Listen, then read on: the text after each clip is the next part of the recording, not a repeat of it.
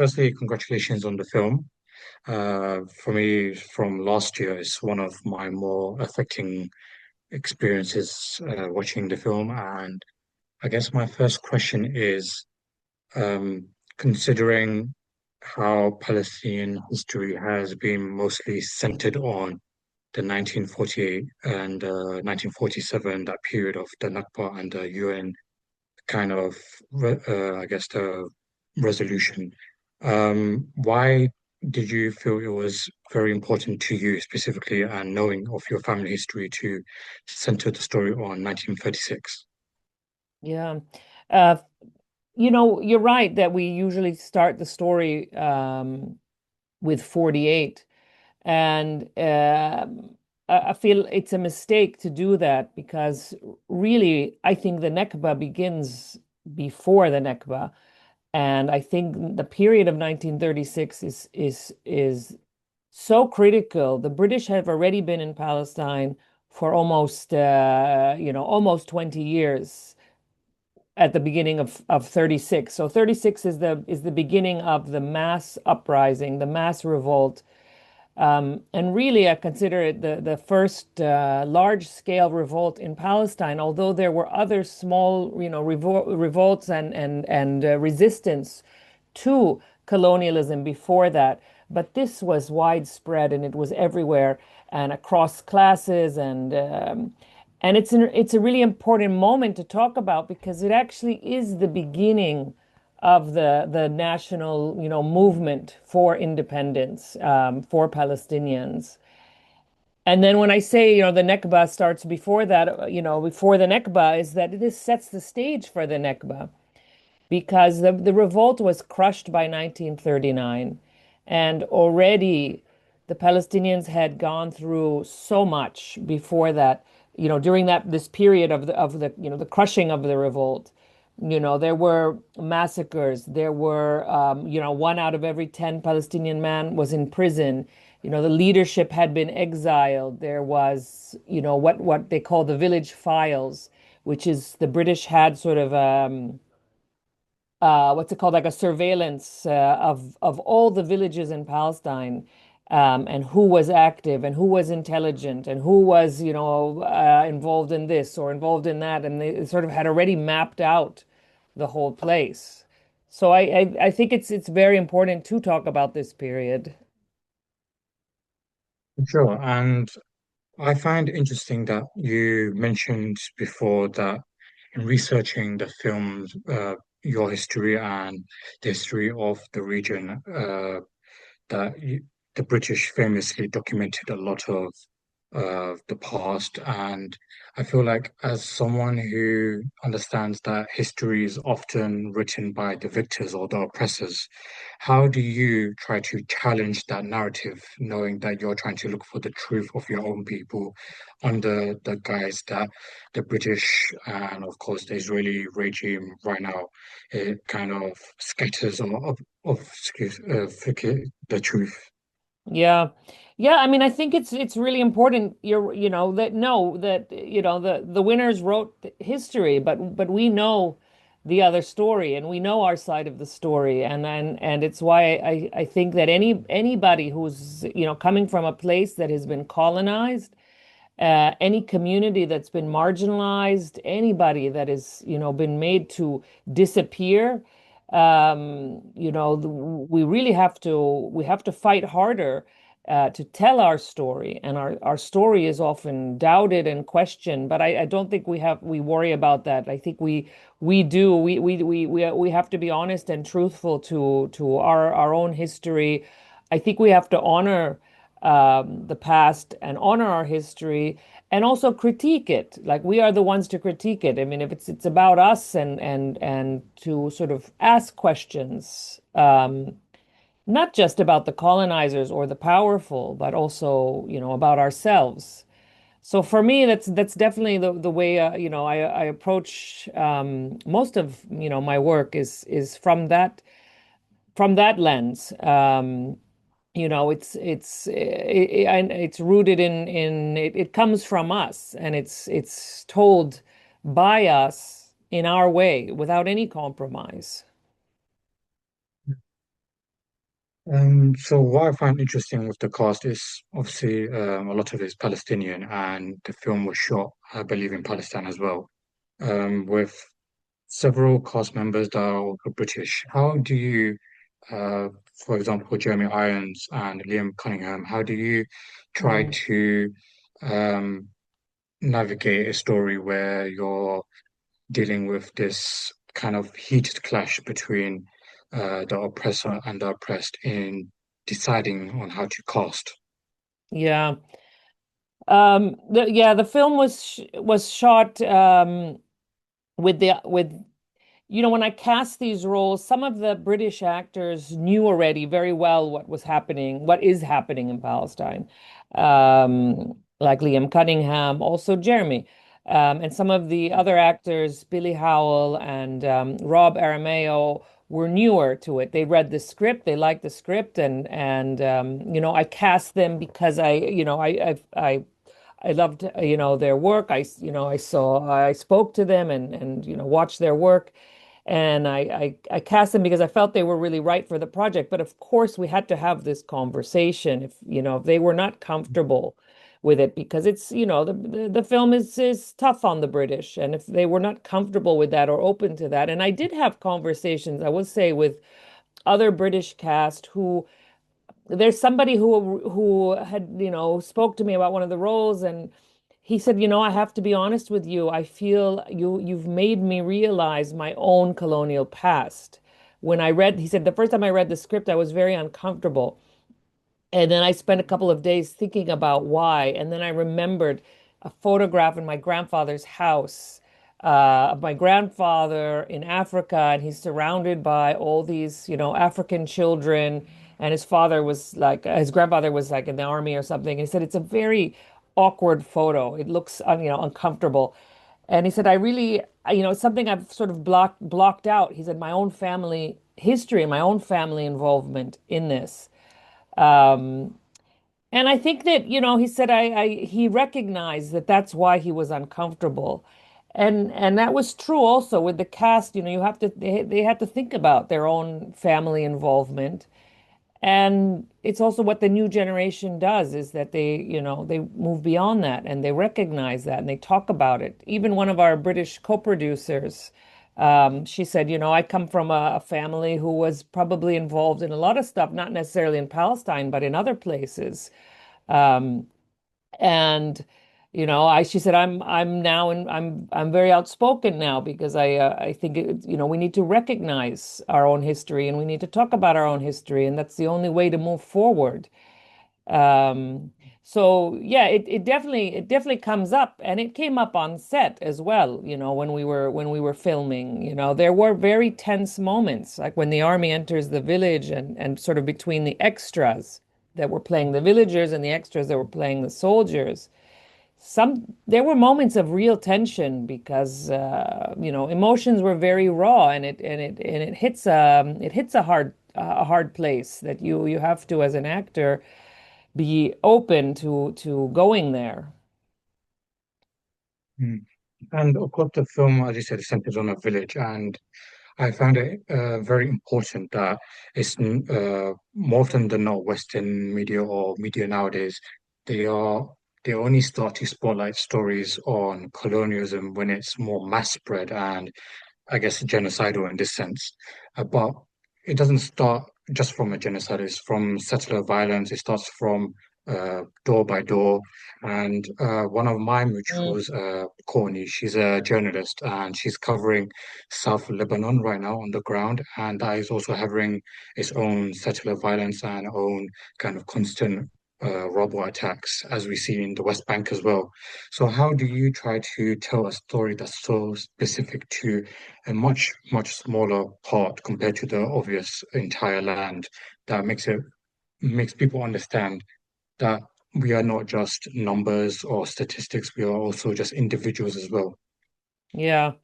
Yeah, I mean, I think, yeah, things don't start up here. They build there. And I think very much the way that I wanted to structure the film is that it sort of starts, even when we were working on the film, with my production designer and my cinematographer, we used to talk about like the soft like the soft, soft occupation. So the British in the beginning, like, Yusuf gets stopped at the train station and it's just like a check and it's, almost mundane, right? And I'm interested in that mundane. Oh, I've always been interested in this sort of mundane violence, the things that are not very much in your face. They're not, but they build. And I did want to, when I thought about the structure of the film, that it starts, it's like a slow burn. Like it starts as something and then it just sort of rolls and gets, bigger and bigger and becomes more and more violent. And I think, yeah, that is true. Living here in Palestine, it's, things they don't start in a very obvious way. They start in very small ways and they build and they build. And I think that's how, colonizers or oppressors managed to get away with a lot. It's the whole thing with the hot water and the frog in the hot water, right? That it doesn't, you just you turn up the temperature slowly and it becomes, hotter and hotter and hotter, but you don't start with it boiling. You start with it in a certain way and I think that's really very much the way our lives are, in Palestine and in many other places. And it's it's why I think things have become so they suddenly you realize you're at a critical point, but already so much has happened before that, and it's often erased or forgotten. The idea is to erase it, to pretend it doesn't happen, so that the the powerful can continue. I mean, ignoring and pretending it's not happening is one of the ways people kind of compartmentalize as well. And I guess for my personal connection with the film, so my family is from Bangladesh, and I also have Arabic Peninsula origin as well from Yemen. Mhm. And I, what I find interesting is that from Bangladesh, we also had a genocide as well that happened in 1971. And that is something that the West still doesn't recognize. And I feel like it's so weird how we live in this world where people are still kind of teetering on what is or what isn't. And knowing that you're even now, after the UN kind of proved that it's genocide, people are still arguing all the legal rulings or the kind of country committed, or is it just the rulers? How do you try to navigate that kind of, I guess, challenging backdrop, knowing that you're trying to tell a story that speaks up about the genocide that's going on right now? Yeah, I mean, I think yeah, it's incredible, right? I completely agree with you that people still argue semantics and language and is it Mm. or is it not, or did it happen or did it not? Just, it's just uh, I think I don't know how I feel about this word, the global South, but I I think, it's very much, so, that you could relate to this story because you see your own history there. And you know very well that it's a history that has sort of been glossed over because it's not convenient for some people to talk about. And Palestine still is the same. It's not convenient for people to talk about. It's not acceptable to talk about, the killings of children. It's incredible that this conversation is happening. And for us, it was incredible when we shot this film. It's been sort of been, our whole lives. We've never known, I was born into occupation. Um, I've never known, a life without military occupation and, all the things that tell us we are lesser than another, other humans. Um, but, I've never known otherwise. And yet the last 2 years, now more than 2 years, 2.5 years almost, almost. Um, I was really shocked in a way, not surprised, but like that too, there was a genocide was going on. So we were shooting the film during this genocide, and all around us, people were watching it and they were watching it live.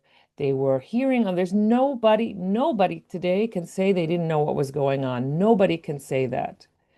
It's just not, possible to claim, that, oh, I didn't know. Um, so that the fact is that, yeah, everybody saw and everybody knows and everybody knew, but yet it just kept going and going and going. I think that was really hard, a really hard thing to understand and to feel. And as a team, we were working very much with the knowledge that we felt more alone than we ever felt in our lives. We felt that this was happening. Yeah, there were protests and there were movements, and that was like incredible stuff. And we heard that and we heard those protests. But to understand that this is the way our world is, that this such a thing can happen and nobody will do anything about it is really, really depressing. I mean, I was born and raised in London, and since I was a child, I've always knew of Palestine.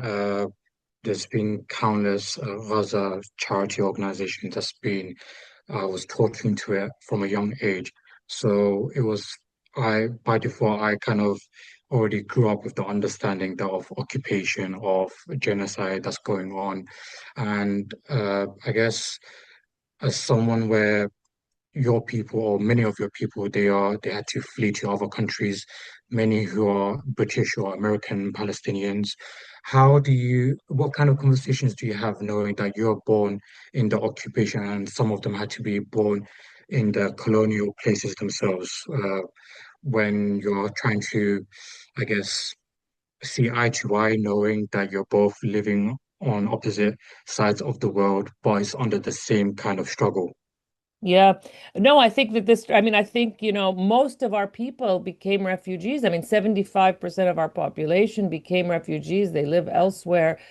Um, there are Palestinians all over the world. And I feel like, the story is, really it's for us and it means all of us in Palestine and outside of Palestine. And it's, our families and our history and some people were never allowed to return and they've lived all their lives outside. It's a lot what my first feature film, Salt of the Sea, was about, actually. You just put your finger on it. I don't know if you saw that, but it's a Palestinian, third generation Palestinian Mm, American woman who's born, for a third generation refugee family who lives all her life, in Brooklyn and a marginalized working class community in Brooklyn. And she comes to Palestine for the first time. And it's sort of a love story because the person she meets is a Palestinian living here who is, even though he's in Palestine, he is a refugee and also marginalized. And it's really about these two people who have actually completely connect and have much more in common, and are both still outsiders, whether they're in Palestine or outside of Palestine. I think that the work of, the Palestinians that are, outside, in the diaspora has proven to be,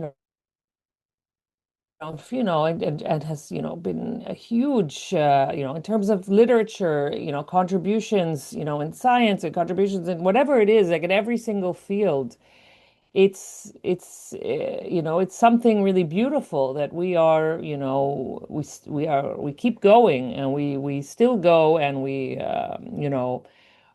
are connected, and there's nothing that will erase that. No Nakba, nothing erased that. Now it's like the fourth or fifth generation of Palestinians being born, and they know exactly where they come from, and they don't, it's part of their life. It's nothing. It's something that cannot be, taken away from them, mm. even if they've Right never now, been to I'm in the Palestine. Even if they've never been to Palestine and cannot, it doesn't matter. Mm. Right now, I'm in the Berlinale Film Festival, and I don't know if you're reading much on it, but one of the it's a very heated politically.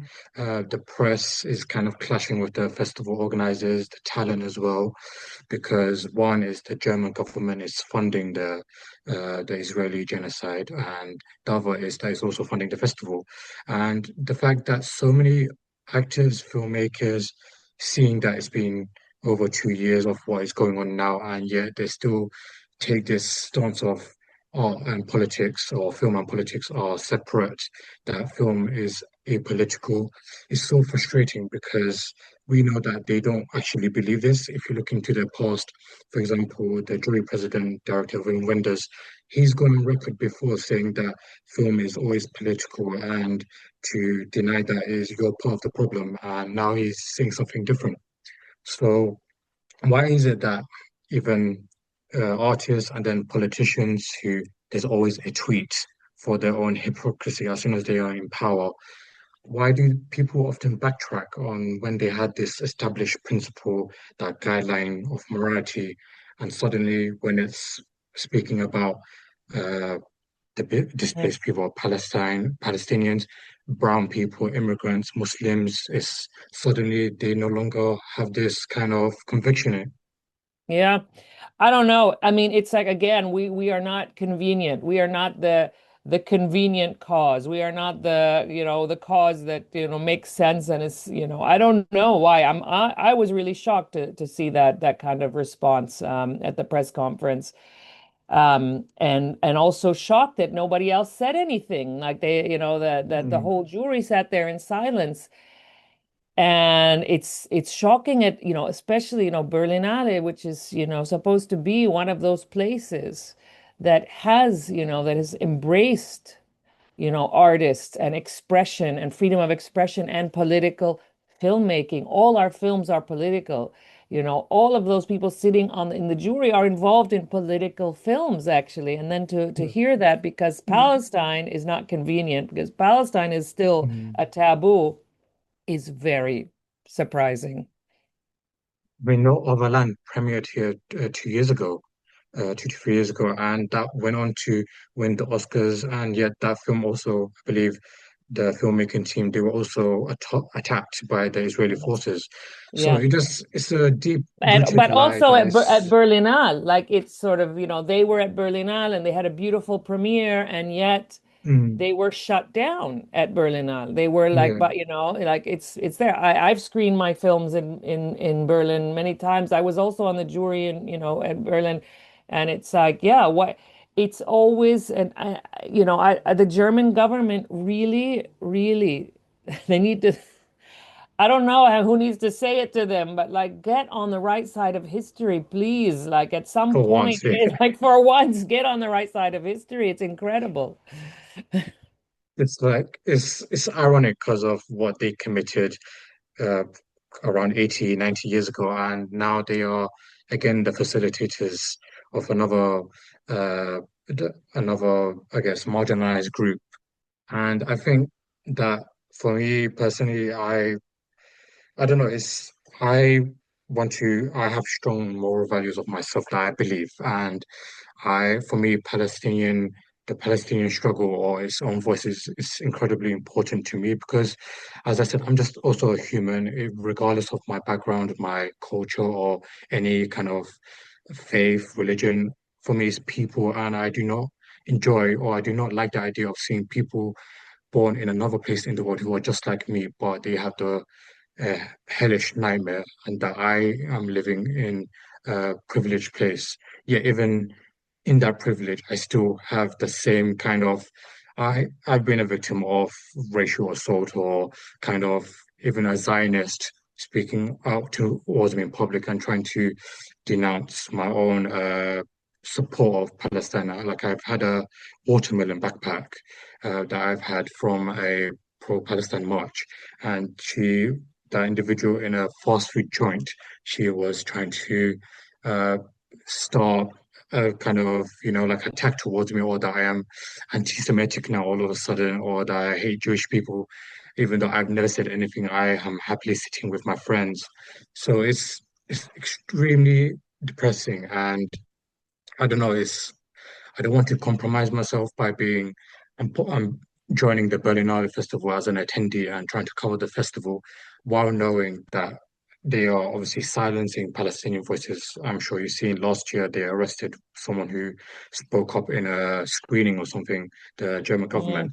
So I don't know. How do you feel about this idea that when you travel to other countries, places where morality has been depraved because of the government, the regime, and you're you're a filmmaker and you're part of the industry where this is normalized. Dehumanizing your people is just the norm. How do you try to deal with navigating that, knowing that you don't want to compromise your own being, your own values, and your own people? I mean, I just don't, I just have to do what I do and I keep, do my work and, surround myself by our allies, and we have a lot of allies, and we have to find each other. We have to connect with each other and refuse that all this hate, actually, what it is hate, trying to dehumanize and to erase us, is to reject it, just to continue to reject it, and to keep doing what we do, and in all different ways. You as a journalist, as artist, as as what chefs, as whatever, you do what you do, and you do it with love, and you do it with dignity, and you fight. And if you are left all alone somewhere and surrounded, you keep doing it. I mean, you stand up for what you believe, and that's it. I don't think I think the main thing is to continue to speak, continue to do what you do, and that's it. We have to and find each other. I think that's a big thing. We have to find each other. Mm. Did you manage to see The Voice of Hindu Job? Did I manage to see it? No, not yet. Yeah. No, Yeah. not yet.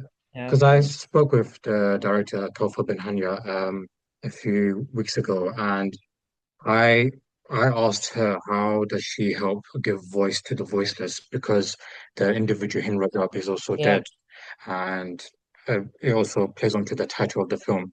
And but you are a Palestinian and a living, a breathing filmmaker still around, and you're telling your own story. So how do you try to give voice to yourself and also to the voiceless who have passed or been killed? Yeah, I mean, I think, the Kauthar's film is, it's there are the Palestinian filmmakers and the Palestinians that are telling their story, and we are the only ones who could tell our story, actually. And we do that. And then there's like Kauthar, who's doing the work that so many people need to be doing, and she's done an incredible thing, which is that she has done a film in solidarity. And she did that film in Mm, solidarity because she refused to be silent. And the whole international community was silent, and Kotha refused to be silent about it. So that's it's a different thing than, it's also, a big part of what we need to be doing is that we show solidarity for each other, and we mm, break through, borders and boundaries and stuff. So I think, yeah, that's sort of, the way I feel about that. And it's critical. It's critical, and we need that solidarity. It's like I said, when I said find each other, that's what I mean. It's like is solidarity. Um, and giving voice to the voiceless. I mean, uh, we are not voiceless. We are not voiceless. We have been, for mm. 90 years plus saying the same Mm. thing. And the Subhanallah. reason we still exist as Palestinians, the reason we're still here, is because we keep speaking out, and we will not disappear. Trust me, everybody should hear that. We will not disappear. Mm.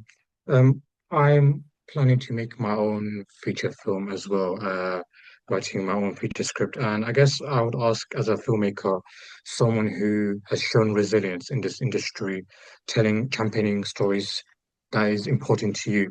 What advice would you give me in trying to navigate my own path in this industry, knowing that I also have my own heritage, my own moral values that I don't want to cast aside because so many people, as soon as they become more famous, more known, or within the spaces, they are pressured or they choose to become more synonymous with dehumanizing the people that they were initially showing solidarity towards. Yeah. So this is going to be our last question because I have to go. Yep. But I'm really glad to hear that you're working on something. And I think uh, I just, you've got to be true to yourself and what you believe, and don't make any compromises.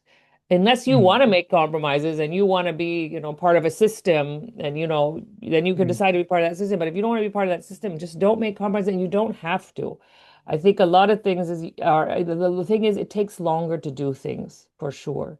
It took me mm, almost 10 years to make Palestine 36, and it was a huge film for Palestine, the most ambitious film, we've ever done here. mm, I didn't make any compromises, despite the fact that it took financing took so long to gather everything together. We don't have money, no, we don't mm, have, institutions for cinema here, etc. So I had to really rely a lot on co-productions, producers, funding from, other places.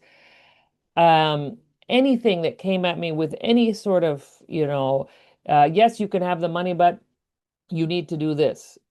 I don't want it. I would rather not have that money, because then the minute I make the choice that I say, okay, if I get this, then I'll change something. No, I know what my story is, and I know what I want to say. Um, and if I'm being asked to make any kind of change, even if it's like a character, or if it's about this, then it's not right. It's not right. And if I start doing that, I don't think I'll, where does it end? I think you just get into, yeah. deeper and deeper water. So I think maybe it takes longer, but it's worth it. You will do what you want to do. And that's the most beautiful thing that you can do. Mm. Thanks so much for your time and your patience as well. Yeah. I, it's really important to have these conversations with people like yourself. Palestine itself is not something that should be erased or silenced. And I would never tire or be disinterested in being part of that conversation as well, because we know as well that over time people realize fascism is not something that lasts because it's born from division and fear, and Yeah. hope and love is what we humans are. So I don't want to take up any more of your time, but thanks so much again, and I really Thank you. look forward to what you work on your next project, or hopefully you have more films coming along the way, more Palestinian or more any films in Yeah. general. And I guess Thank you. Thank you. I'll Yeah. Thank you. And and good I luck guess in Berlin. Good luck in Berlin. I hope you thank you, give them hell. thank you so much. Give them hell. And I look forward to seeing your own work too, as well.